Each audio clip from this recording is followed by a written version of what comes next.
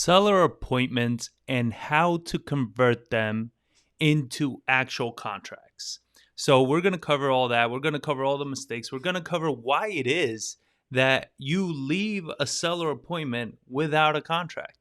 I know it's silly. It's crazy, but we do it. I mean, I have students right now that I coach them through like exactly what to say to the seller, everything what to do in the appointment, and then they call me back. They're like, "Hey, the seller wants to sell, but I didn't have any contracts with me."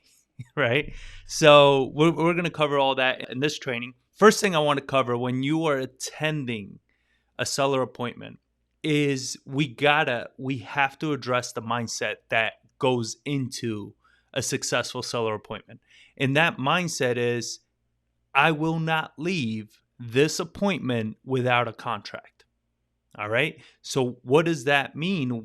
How are you even starting it with this mindset? Is that you cannot be going to an appointment thinking that it's like, all right, look, I'm just going to look at the house.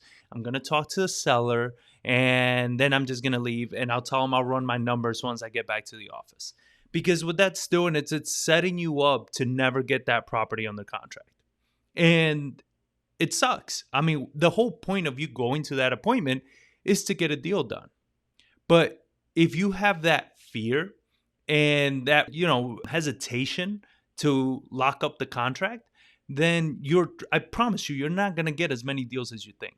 Sellers, the way you got to look at it is when you speak to sellers, you're building rapport. You're building trust and likability. They're getting to know who you are. They're getting to know, what it is that you're about, how it is that you can help them. So this is kind of like a movie, right? You pretend that you're going to the movies.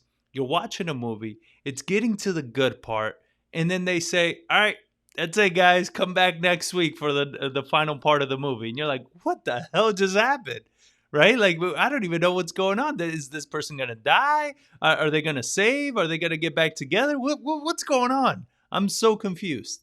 Right? So now you got to wait. And what happens is by the time that movie starts back up, let's say in a week or so, you kind of forgot a lot of the things that made you kind of fall in love with the movie in the first place. I hope that analogy lands a little bit. So with the seller, it's the same thing. You are having this movie that you're playing with them, and you're building this rapport. You're building this trust, this likability with them.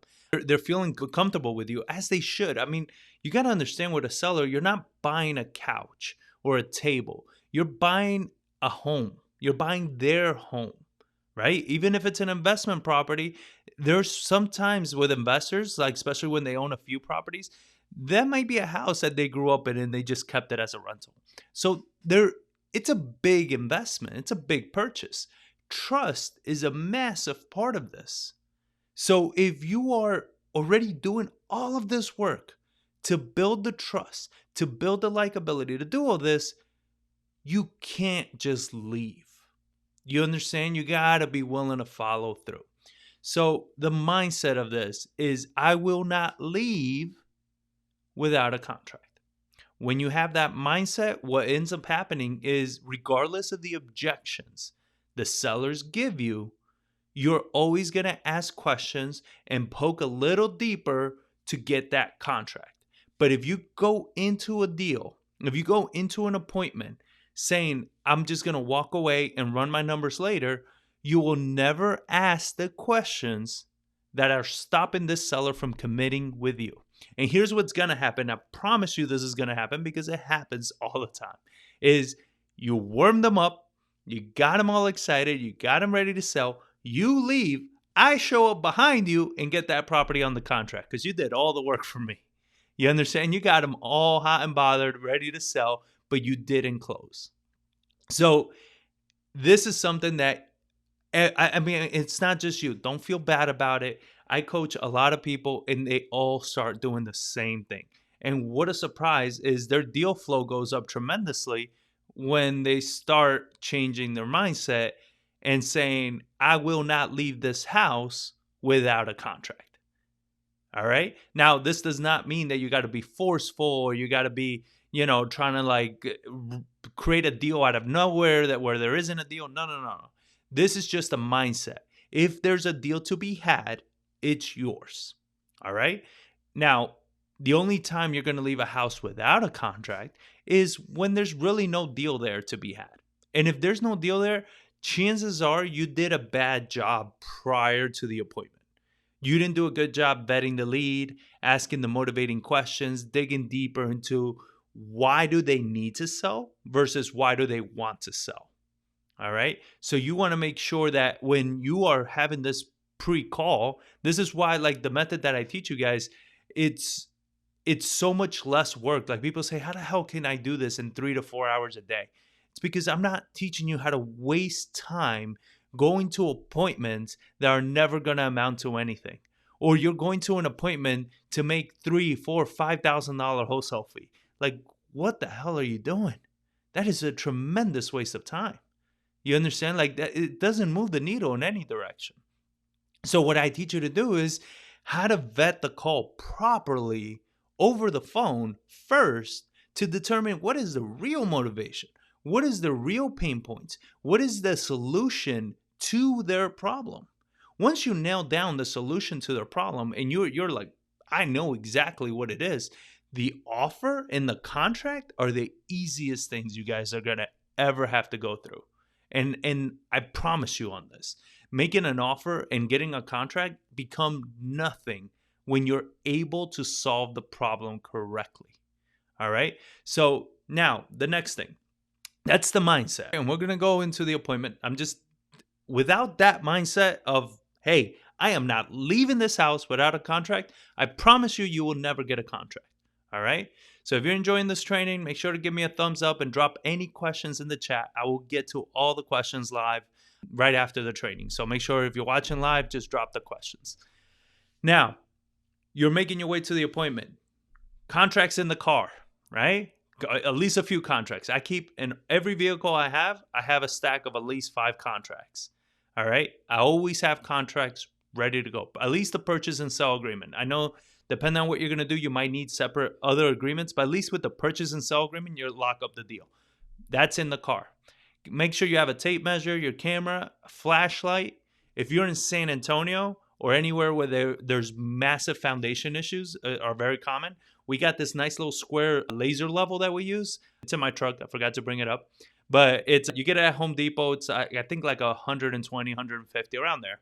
It's a nice little laser level. You just put it down. You see how wonky the floor may be. All right. So this is a good way to just kind of determine, is there foundation problems or not? So you got all that loaded up in your car, head to the property. Before you head to the property, I always call the owner and tell him, like, hey, I'm on my way. Just letting you know I'm about 20 minutes out. Why? Because, again, if you don't have my training, you probably didn't do the prior work correctly. So there's a good chance you're going to get stood up if you didn't build enough trust with these sellers. So call in advance. If they're not answering the phone or anything like that, I don't leave my house. You understand? I'm not leaving my office to go to a house where the seller's not even responding to me. So I call, text, I blow up their phone, making sure they get a hold of me. You know, I get a hold of them before I head out, because you don't want to take that whole trip out there and everything, wait and just get blown off, and it just ruins the rest of your day. So we do that. We get to the property.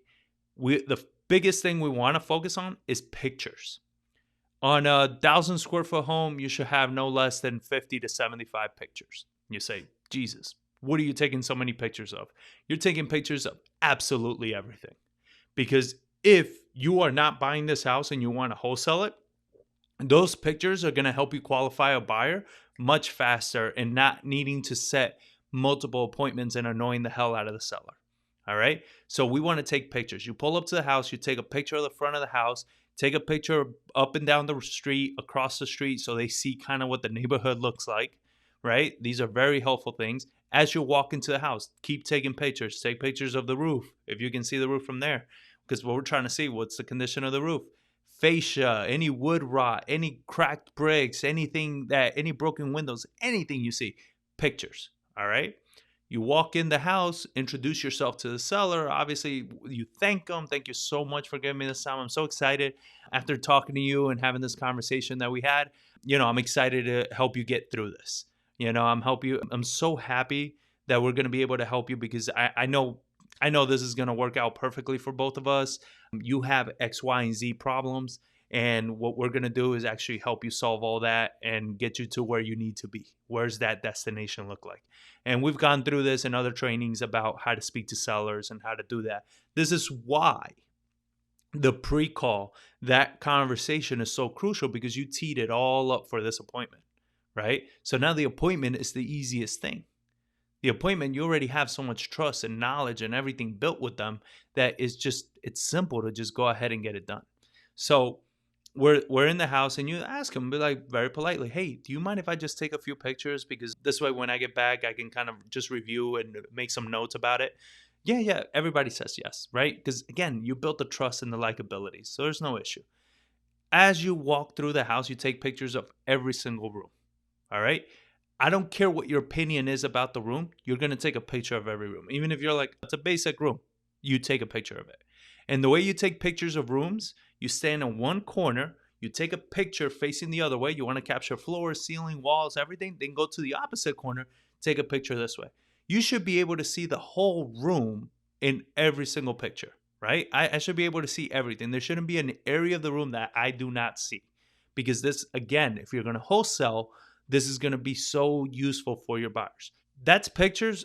I don't do videos. Videos suck. They piss me off. Every time somebody sends me a video, I don't even look at the property. I'm like, I'm good. I'm okay. I'm not even going to look at it. Because the video, by the time you get into a room, the light adjusts, all these things. I'm not seeing the corner. You're moving too fast because you're filming whatever the hell you think you need to film. You know, I'm trying to pause. It's blurry. I'm trying to pause again just to see the area. I'm trying to zoom in. It's a pain in the butt to see a video. I don't care for videos, all right? Pictures, I can fly through them in 2 seconds and really understand what the house is, stop on the pictures that I want to look at, right? Now, I don't know if that's a personal opinion or not. It's just what works. So pictures, you're going through the whole house. You're taking pictures of every room. Any bathroom, kitchens, anything like that, you take pictures underneath the sinks, all right? Because what we want to see is, has there been any leaks? Because sometimes you look at a kitchen cabinets or something, and they're like, you know, they're a little dated, but they're okay. Maybe we can resurface them or even just leave them, depending on the area. But if the sink base is rotted through, there's really no saving the cabinets, and that matters. Or if they did a hack job doing a new P-trap or anything like that under the sink, that matters. Now you say, John, I don't understand plumbing or anything. You don't need to. Take a picture of it. Because whoever you're going to wholesale it to, they should know about it. So they're going to see if that's a red flag or not. Bathrooms, take pictures of the shower. For goodness sakes, take pictures of the showers. Everybody, the shower curtain's closed. I don't know, you feel weird opening the shower curtain. I don't know what it is, but open it up. Because if you open that up and we see tiles missing, tremendous mold, holes in the ceiling, holes in the shower, we need to know that as buyers. You know, am I redoing the whole bathroom? Or am I retiling the shower? What do I need to do? I need to understand that as a buyer. You take pictures of everything. There's no such thing as too many pictures. All right. So you take picture of all the bedrooms. You take picture of the kitchens, all the rooms in all directions. You take picture of the electrical panel, right? Because depending, here in San Antonio, we still have some really old houses that have that knob electrical. We need to know this. Where is the electrical box? Is it somewhere awkward, or is it put away somewhere nicely? Because we might have to move it if it's a high-end home. We need to know this. Where's the electrical panel, right? Then you go into the garage, wherever they have the water heater, take a picture of the water heater. Every water heater has a little plaque on it that says the manufacturer date. Take a picture of that just so we know. But pull out, take a picture of the whole thing. I want to see the setup. Sometimes the homeowner did it. They just left it sitting on the floor. It doesn't meet inspections. We're going to have an issue with that. So I need to understand, where's the water heater, take pictures of the garage. Like I said, the electrical panel, all those things. The HVAC unit, if you're in St. Louis, the furnace, all these things, any ductwork that's exposed, you want to look at it. And then that's the interior of the house. Right there, I mean, you should have a ton of pictures, right? And now you go to the exterior. When you're in the exterior of the house, you're taking a picture of the whole yard. So many people ignore the yards because we all look at the house. But here's the thing is we did the same thing when we started. We bought a house, we ignored the yard, ended up costing us an extra $6 or $7 in landscaping costs because we didn't pay attention to the yard, and some of those trees were just falling down, and we needed to clean all that up. We needed to repair the fence. It was just a pain in the butt and then $6,000 extra that we did not account for. So take pictures of the yard, of the fence, any sheds, take pictures, because even though it's a shed, if it's a death trap, we're going to have to tear that down, right? Or we might have to replace it. We don't know. We got to see what the comps say. Take a picture of all those things. Go to the end of the yard, take a picture of the house. Take a picture of the sides of the house, all right? There's an exterior AC unit, the condenser unit.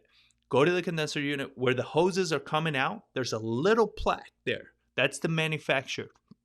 Take a picture of that. That's going to tell me how old that AC unit is.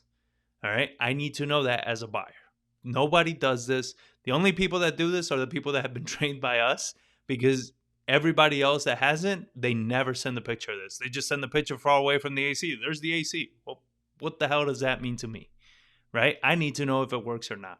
I need to know how old it is. You got pictures. Awesome. This is going to be crucial when we get to the disposition area of selling houses quickly. This is why, again, a lot of people take forever to sell houses, and why they have a million, appointments they got to set with buyers, because they weren't clear enough when they got the property on the contract. So you get pictures, you get all those things. Now we get to move on to actually locking up the deal, right? The pictures have nothing to do, and the condition of the house has nothing to do with locking up the deal. What has to do with locking up the deal is the seller's need. If the seller has to have a need to sell their home. If they don't have a need to sell the home, you're never going to get enough of a discount to make the home a good deal for you. It's just never going to make sense. You understand? They need to sell. There either needs to be enough pain or enough pleasure they're going to get from selling this house, whatever that is. And we want to reassure, we want to go deep into that pain, into that need that they have to sell the home. And what we do is we want to emphasize whatever that pain is. So just to be clear, Mr. Seller, you're having these issues. And I mean, how amazing would it be, right? Like, you sell this house, you're going to get this amount of cash in your pockets, and we're going to get it done, right? You're going to be able to be done with everything. We'll take care of all these things. Yes, I would love that. You got to restate. It's never really about the price. Whenever I hear people say, I had a student recently that he reached out to me, and he's like, it was through like email, but he was saying, submitting an offer of 172, and this is this is what we need, and blah, blah, blah. I was like, no. You never submit an offer with what it is that you need, because they don't care about you. What you're going to do is submit an offer with what it's going to do for them. So like I said, Mr. Seller, we're going to take care of everything. Once you sign, we're going to get these docs over to title. Always docs, never contracts or agreements. Contracts or agreement trigger people to feel like they need to get an attorney to review them, right? So it feels very official. It feels like, crap, this is an agreement. This is a contract. These are just docs. These are just simple docs that we need filled out so we can get it over to title so we can get you paid, right? Once you fill this out, we're going to get it over to title, going to get everything sorted out. And hopefully, by the time everything is done, we'll close in 2 weeks, 3 weeks, whatever you guys determine on, and you'll be done. You'll get the money in your account, and you'll be absolutely done with everything. So here's the paperwork. Here are the docs. Here's the information. Just initial down here, right? It goes that fast. Like, it's really that fast. I never ask for their opinion. I never ask for what they think, what's going on. Does this work? Does this make sense?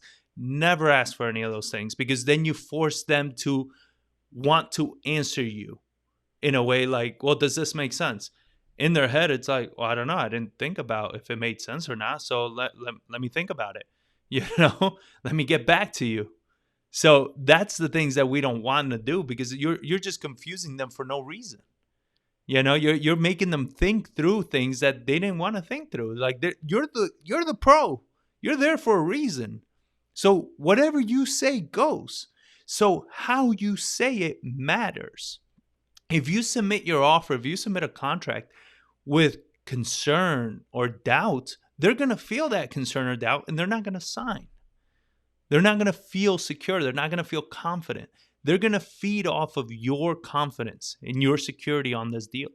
So when you submit an offer, you have to submit it with that confidence and that reassurance, right? So here's a good example of how we did this recently. We have a property, they're going in foreclosure. They're like, look, we just want to stop the foreclosure. We don't even know what we can get out of this house. They have no idea, right? They just wanted to stop the foreclosure and get something out of it. That's all they wanted. So we ran our numbers. We ran everything. We looked at it. We want the house. So we went back to them, and this is how the offer was submitted. It's like, I got great news for you guys. Look, I talked to my attorney, got the ball rolling. We're going to go ahead and stop the foreclosure. We're going to take care of all that. Don't even worry about that. We got that. Our attorney's on it.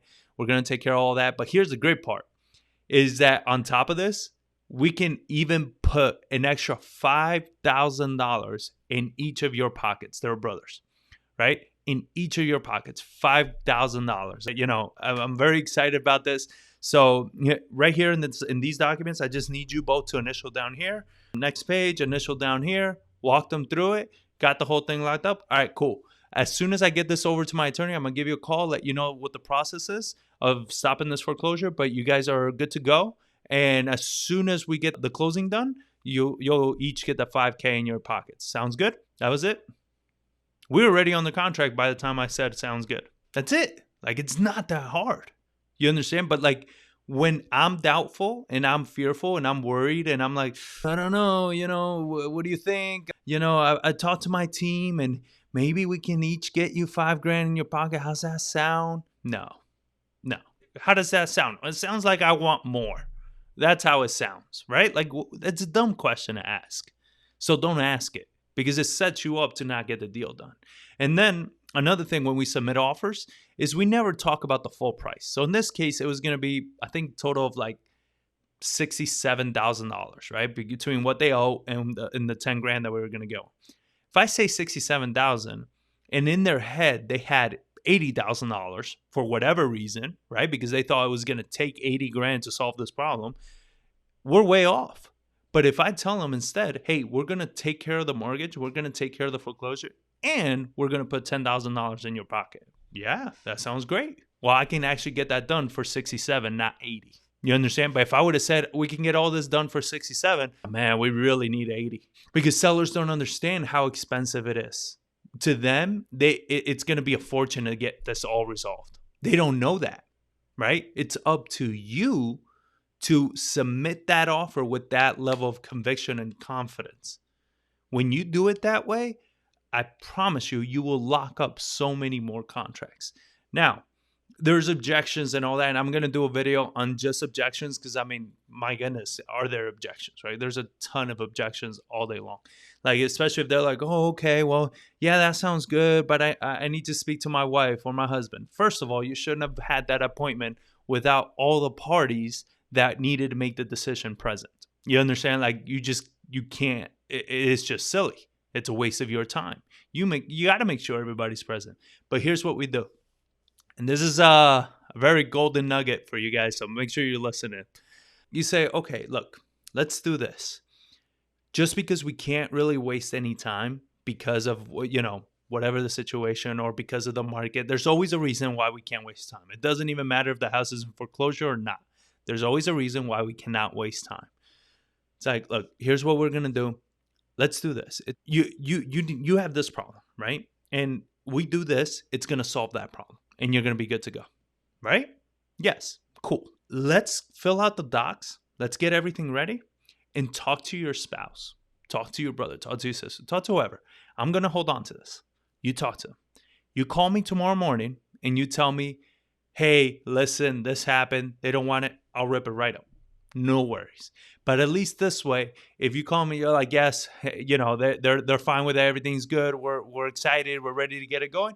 I have everything. I could just run it over the title real quick and get it going. That's it. You walked away with a contract. Because a lot of times what it is the commitment that they struggle with. But once they sign those documents, in their mind, this is resolved. So even if they do need to talk to somebody else, that conversation goes more like, hey, we have to do this. We need, like, what else are we going to do? You understand? And the amount of people that have called me back and told me the next day, like, listen, no, we're not going to do this. The amount of people that have done that for us is this many. Absolutely nobody. Instead, they call me back excited. yeah, we're so excited, we're ready to go. Most of them call me back that it's the same evening, like an hour later, like, just go ahead and send the title. Let's just get this done. I'm done with all this. I don't want to keep fighting. I don't want to keep delaying this. All of that. Awesome. Let's go ahead and do this. Don't walk out without a contract. There's never a reason to walk out without a contract if it's a deal. All right. If it's not a deal, we addressed it. You shouldn't be there in the first place. But if it's a deal, you should not be walking out without a contract. And this is why a part of like my mastermind, one of the biggest things I do is call reviews and deal reviews, because you send me your calls, your recordings, and I'm telling you, no, you're not ready to set an appointment with this person. We don't know the motivation. We don't know the need.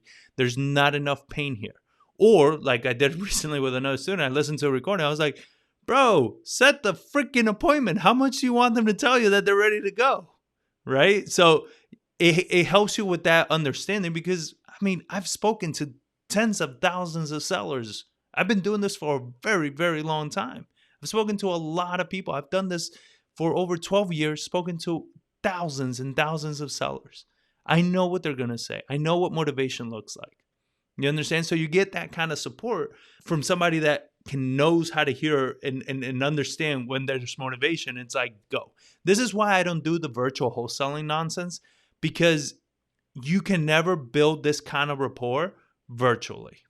You understand? When I go in person, I'm there with the contract in hand. Very recent example, I have a partner in St. Louis. He showed up to the house. They're like, oh, but we really want 114. He's like, well, look, I'm here right now with this contract for 110. What do you want to do? You want to wait for whoever this imaginary buyer is to come in at some point eventually for 114? Or do you want to sign right now for 110? Guess what? They signed. Because that 114 virtual person, where's their contract? Oh, I emailed it to them. Good luck getting that signed anytime soon. You understand? There's a way that if you need to email a contract, we do it so we can get it signed quickly. But again, you got to go in person. I mean, you got to wholesale, you got to flip, you got to invest in your own backyard. Every backyard makes money. Do it in your own backyard. Understand the market. So I hope you guys enjoyed this training. I'm going to get into the questions now. If you have any other questions, anything like that, drop it in the comments. If you're watching the replay on this, make sure you join the Prime Wholesaling Method Facebook group, where you can get access to these live trainings. It's only for the group. But yeah, let's get into the questions. So we got Veronica. Now I don't feel bad that I walk away with 50 or more pictures. 100%. I mean, yeah, we definitely, when we take pictures, we go all out. Like, we definitely take a ton of pictures, because it's just that. Like, when I send it to my buyers, I send them a link of all the pictures. And pretty much what we do is, like, I send them all the pictures, the address, and the price. And with the pictures, any seasoned investor, that's enough information for them to make a decision. Not that I need them to commit. I'm not asking them to commit on pictures. I understand you want to walk the house. I do too. But if I send you enough pictures, and pretty much what I'm asking them is like, look, if the pictures hold true, when you see the house, would you close? Yes. Because what I'm asking is, does the price work? Right? Does the potential repairs work for you? And if all that works for them, that's it. It's a done deal. Because I know when they go see the house, they're not going to see something that I didn't take a picture of. You understand? Like, there's nothing hidden. You understand? Like, everything they go see, it's exactly what was on the pictures. Like, I didn't hide anything. When people send me 10 pictures and say, hey, are you interested in this house? I'm like, bro, you know, and one of the pictures, it's like, one of them recently was like of a dining room table. I was like, are you selling me the dining room table? What's that picture for? You understand? Like, that doesn't help me. I can't make a decision off of that. So you have to be able to make decisions. At least these buyers, at least get their, you know, their word. That's like, yeah, look, I like the price based on the pictures. Everything holds true. I'm a buyer all day long. Awesome. Now I can set an appointment. I don't piss off my sellers. One appointment, get it done. That's why dispo for me is so easy. It takes us 20 minutes to dispo a house, because we have our vetted buyers. That I've done plenty of trainings on how to build your buyers list. We have vetted buyers that I know exactly who's going to want this property. I send them the link. I send them the address. I send them the price. They tell me yes. We set up the appointment. We sign the assignment, and we're done. That simple. It's really not that hard. Jamie, Do you use Google Drive or Dropbox or other systems for photos? I apologize if you said it and I missed it. No need to apologize. We use Google Drive. A great question. So all of the pictures that we take, we create we have a folder with the property address. Then we have a subfolder that just says pictures. The reason we have a subfolder is because in the folder of the property address is where we upload all our contracts and stuff like that. That is not what I want to share with my buyers. So we create a subfolder called pictures. And in that subfolder, we drop all the pictures. We make sure to change the share setting. I mean, it's a silly little thing to say, but everybody makes this mistake. I always have to request access again. But we change the share settings so to make sure that they can actually view the pictures. And then we just send that link. So instead of doing what I've had some people do where they text me like 25 pictures, like, guys, I do not want to see pictures of a house on my phone. And especially on a text message. I'm just like scrolling through, trying to zoom in. Like when I analyze a property that I'm buying, I'm analyzing a property. I'm spending hundreds of thousands of dollars. I need a computer screen. I need to be able to look at it. I need to look at the details because it's going to cost me money to renovate this house, right? So send me a nice link that I can open it up. I can open all of the pictures, all right? And I can look at every single one of these pictures. So yeah, Jamie, we use a Google Drive link for all of our pictures. You can use Dropbox too, I guess. I don't use it. We use Google Drive for all of our whole business. So it's just kind of what we do. Just pick one and make sure you stick with it. Any other questions you guys have right now? I had a guy recently on YouTube ask me about virtual buyers. How do you deal with virtual buyers? And virtual buyers, to me, I mean, I don't even know how serious they can be. I don't know how they handle that part, if they have inspectors or things like that. But just be very cautious when you're dealing with a virtual buyer. And especially if you don't know them, right? So this is why we vet all of our buyers. We vet every single one. Like even if somebody says, yeah, I want to buy that house and I've never met them before, well, first of all, they shouldn't see that I have a house for sale because I send it directly to my buyers. But let's say sometimes I do create dummy ads where I use a house that we recently sold and I put it on social media just to get some bites and see if there's any new buyers. And then I vet them for the next deal. Right? So you can use that strategy. It works very well for us. And in that case, if I do talk to a virtual buyer, so let's say somebody from California or somebody that's just snatching up properties, I'm asking them like, how are you going to analyze this deal? I have a contractor. Who's your contractor? How long have you been working with him? If he says yes, do you buy? How long do you need to analyze? Because what I can't have is them tell me yes. They send their contractor. Their contractor takes forever to run the numbers, put the estimate together, all this. It's been days. I'm not hearing anything back. It's like, no, I need people that can make decisions right now. I don't need buyers that take a week or two to make a damn decision on a house. You understand? Like, I'll give you, if you're not serious, you probably get like 24 hours to make a decision. That's it. I'm not here to play games because I don't want to waste my seller's times. Right? If I need to back out of that deal for whatever reason, which I never do, but if I need to, I want to make sure I'm backing out within like 24 hours of going under contract. I don't want to waste their time. If I'm not a serious buyer, I'm not trying to waste their time. This is why I tell you guys, build your buyers list first. Don't try to get a property on the contract and then find a buyer. I got 6 deals. No, you have 6 contracts. You don't have deals. Until you can close it, you don't have a deal. So you have a buyer that says yes, you do not have a deal. Stop doing that way because that's what's killing your time and it's killing your profits. All right? So make sure that when you're doing all this and you're dealing with virtual buyers, vet them. How long does it take for them to make a decision? How long does it take for them to analyze a property? Who's involved in the decision making? Right? And if it's taking days, then you got to make that determination. They better be a premium freaking buyer. Right? And by premium buyer, I'm talking about somebody that pays like 20 grand more than everybody else. Because then it's like, all right, I'll give you a few extra days if the wholesale fee is going to be that big. But if not, you're not getting the extra days. That's just not going to happen. So, all right. Well, no more questions are coming in. Seems like you guys are all set and you're all good. If you are interested in the mastermind and just want to hop on a strategy call, I'm going to put the link here in the chat that you could just book a call with me and just to see if it's a good fit for both of us. I do check you out. We do hop on a call. I want to see if you're a good fit for it. If you have no experience in real estate, you haven't done deals, or you have silly expectations, you're not going to be welcomed into the mastermind. I like to curate the people that are in there to make sure that you guys are action takers. If you're not going to take action, if you're not going to do the work, you're not going to go in there. I don't like that. Becomes just boring for me. So, but if you're interested, book a call. We'll hop on. The call's free.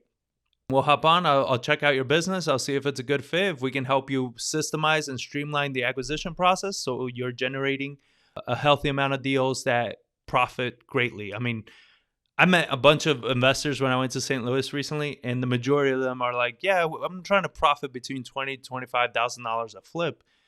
I mean, I don't have hair, but if I did, I would have been pulling it out.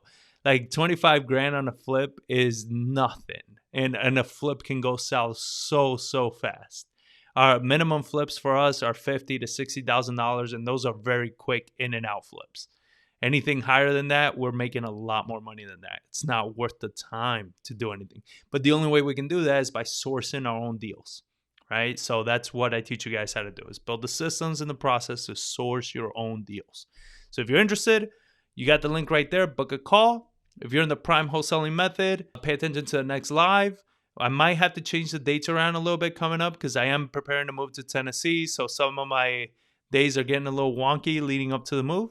But I'll still try to come live once a week and give you some fresh new training. So join the Facebook group. That way, when I put out some polls on new training, stuff like that, you let me know what it is you want to learn about. So with that being said, thank you all so much for joining. Thank you for joining me live and being on YouTube instead of Facebook with all their nonsense. And I'll catch you all in the next training.